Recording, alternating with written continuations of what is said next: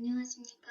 중국 현당대 소설 류처신의 3체 발표를 맡은 18학번 송성아입니다. 목차는 다음과 같습니다.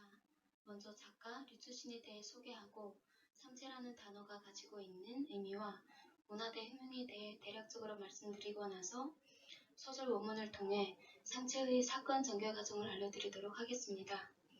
마지막으로 작품 특징과 의의를 말씀드리면서 발표를 마무리하겠습니다.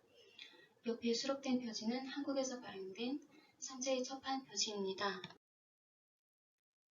류처신은 1963년 베이징에서 태어난 엔지니어 출신 작가이며 현재 중국을 대표하는 SF 소설가입니다.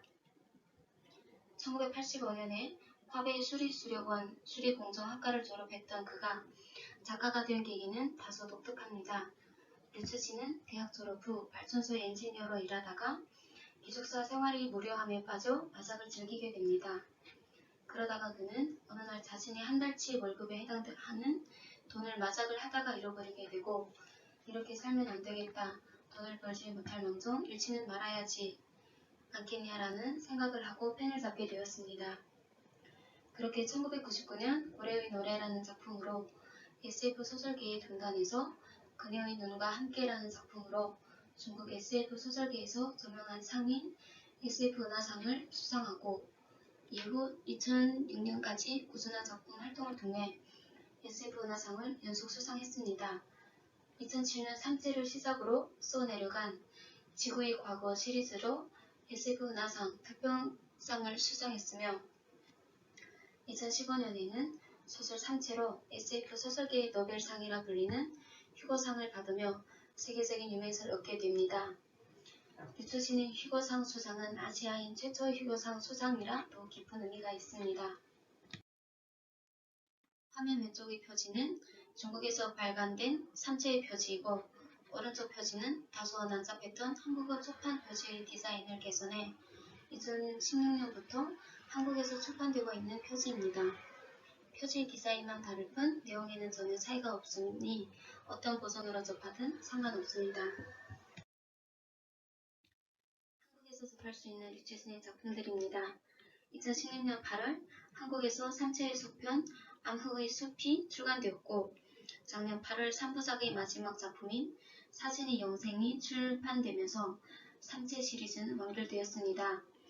3체 시리즈 이외에도 작가는 자신의 과학적 지식을 바탕으로 하여 청소년, 성인들의 시각에 맞춘 SF 소설들을 많이 창작했으며 영화로의 재창작도 이뤄지고 있습니다.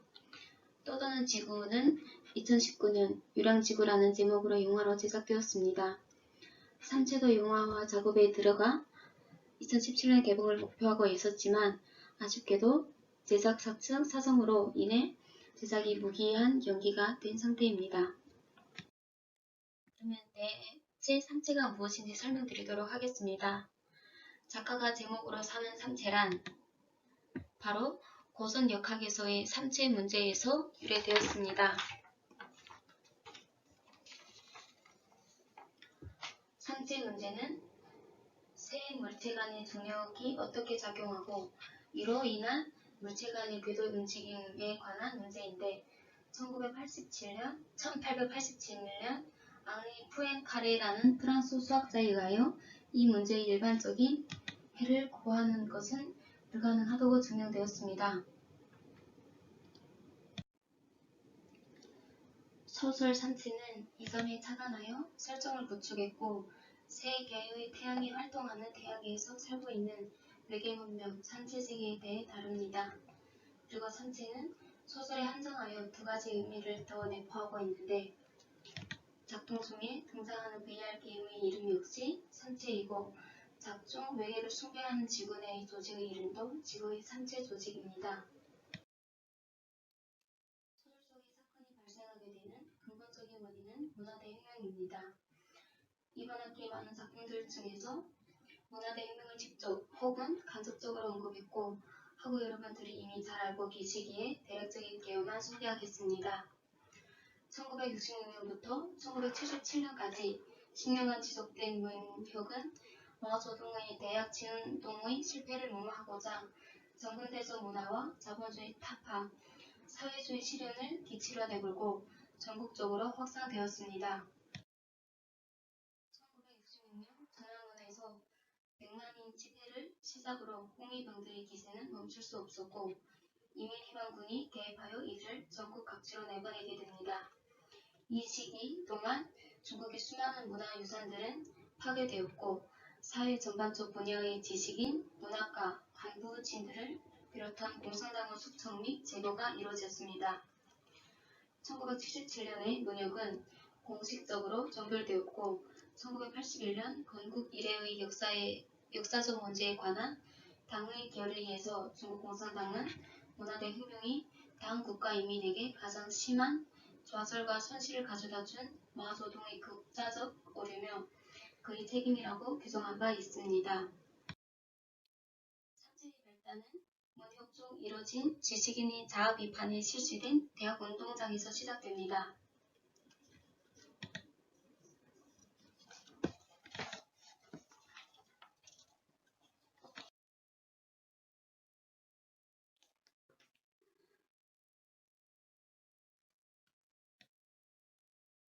아인슈타인의 상대성 이론, 흑백 이론과 같은 과학계의 저명한 업적들도 반동으로 치부되는 현장에서도 에서타인은 학자로서의 신념을 굽히지 않았습니다. 그러나 그 결과 흥분한 홍위병들의 공격에 의해 반동분자로 찍혀 목숨을 잃었고 광기의 현장 속에서 에서타이의 딸 예원제는 아버지가 죽은 것을 무력하게 바라보고 있어야 했습니다. 에서타이가 죽고 2년 뒤 1969년 예원제는 상산 하양운동에 따라 홍위병들과 함께 중국 동북부에 위치한 다싱얼링의 생산 건설 공단 소속으로 일하게 되었습니다. 몇 년이 지나가면 위창했던 살림은 순식간에 민둥산이 되었고 현장에서 이들을 취재하던 신문기자 와이무리는 이런 분위기에서 질려 있었습니다. 무차별적인 불목이 이루어지던 다싱얼링에서 예원제와 와이무리는 고등교육을 받은 고학력자로서 서로 잘 통했고 예원제는 그에게 호감을 갖게 되었습니다. 기자였던 와이무리는 레이첼 카슨이 쓴 침묵의 보험을 소지할 수 있었고 예원제는 그에게 책을 빌려 읽을 수 있었습니다. 책을 다 읽고 예원제는 침묵의 보험을 돌려주러 갔다가 그가 정당의 무차별적인 개간이 가져올 악영향에 관한 편지를 쓰고 있는 것을 보았습니다. 그날 그는 적이 턱을 잡았던 터라 손이 불편했고 예원제는 그를 대신해서 편지를 대필해 주었습니다. 얼마 지나지 않아 예원제는 상부로 호출되었습니다.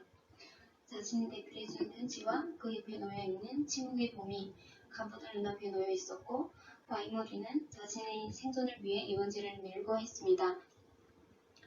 예원제는 군 간부로부터 거짓 자백을 하고 문제를 크게 만들지 말자는 회유를 받았지만 그녀는 이에 응하지 않았고 군 간부가 바가지로 얼굴에 뿌린 물에 의식을 잃어버렸습니다.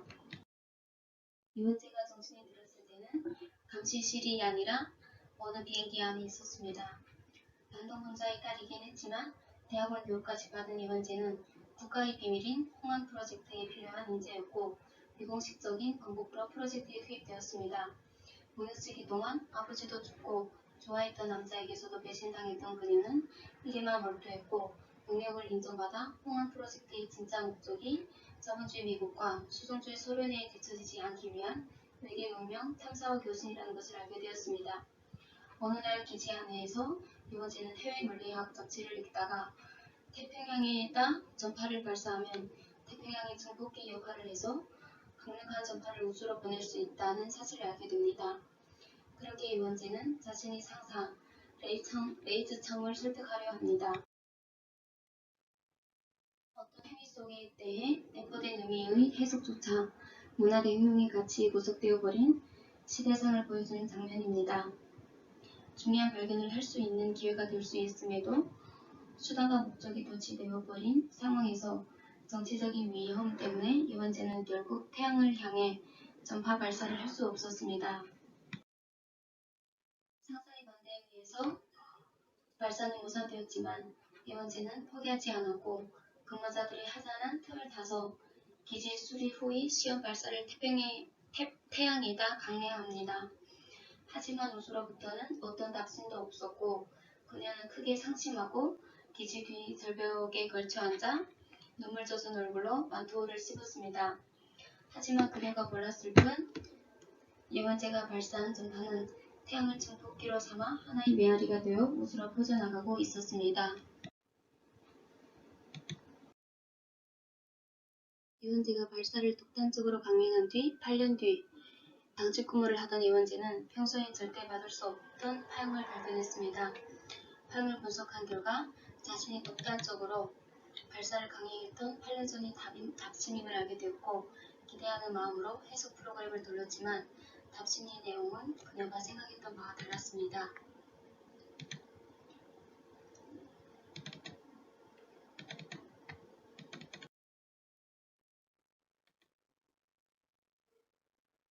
이에 예원제는 답신합니다. 문혁과 홍안 기지에서 축적한 지식들을 통해 인간의 심성은 악하다고 결론진 예원제는 우주 저 멀리에 있는 삼체세계의 지구를 정복해 주기를 바라는 전파를 보냈고 이 정보는 삼체세계로 도착했습니다. 예원제에게 응답하지 말라고 전파를 보내 감청문은 삼체세계의 지배자 앞으로 끌려갑니다. 그에게 출토합니다. 감청원은 지구가 삼체세계 공격에 놓이길 바라지 않았지만 일족의 생존을 위해서 삼체세계의 원수를 지구를 향한 침공을 준비하게 됩니다. 운역이 끝나고 예원제의 아버지 예저타이도 다시 복권되었습니다. 예원제는 당시 아버지를 죽였던 홍위병들을 수소문에서 찾아냈고 아버지가 죽었던 대학교 운동장에서 그들을 만납니다. 이 순간을 계기로 예원제의 마음속에선 우주 문명이 인류 세계로 들어오게 하는 것에 대한 죄책감은 사라지고 그녀의 일상이 되었습니다.